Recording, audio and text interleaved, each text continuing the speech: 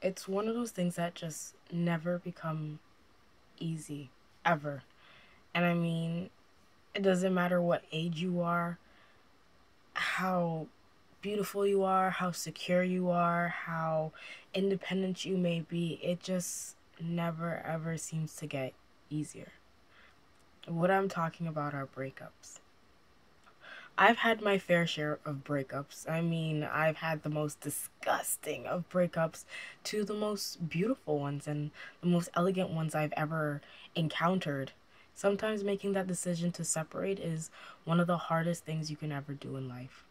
Whether it's 3 months, 6 months, 9 months, a year, a couple of years, 5, 10, the feeling just always seems to be the same. I just recently became just came out of a relationship. It was about 4 years and we broke up over 3 months ago. And I mean, hands down, he's a great person. He's amazing. I look at him and I still look at him as the love of my life. You know, I want to have children with him. Unfortunately, this is one of those milestones in our lives where we have to separate and it just didn't work out. You know, we clearly had different values. We weren't thinking on the same line anymore. Um, Not to say that we outgrew each other, but it was just something where it was like it it just came to be. Even though it was like 3 months ago, I still feel pain because it's really just the other day that we kind of like, where it was like, you know, we're not going to talk. And it was that we are no longer going to be speaking to each other. I found great comfort, even though we were apart, I found great comfort with us still communicating with one another. And I realized how much he really meant to me. And I just feel really bad.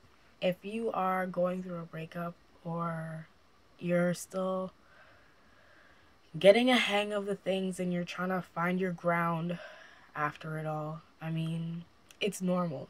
You're gonna feel numb to the world. You're gonna feel bitter. You're gonna feel like you're detached and there's nothing that you can hold on to. You are gonna feel like you're you're gonna feel like you don't know how to use your time. Um, and you're just gonna feel like you have to really occupy with other things and distract yourself. Now, whatever the reason may be, whether it's personal, whether it's religious, whether it's a conflict of like things or materials, I mean, whatever the reason may be, you just have to really look at it and face it maturely. Everything's gonna be okay. It may not feel like that right now. I know the world may seem like it's crumbling on you, but like everything's gonna be all right. For anybody who's going through a breakup or has experienced a breakup recently or has experienced a breakup and they're not really over it, just remember, like, you're gonna have those days. It's okay to have those days. Like, do things that you've always wanted to do. Um, Pick up a book, read, go walking, exercise to get your frustrations away, you know, and reflect. I mean, sometimes people don't want to look at the past and harp on it, but you know, sometimes you learn a lot from what you did.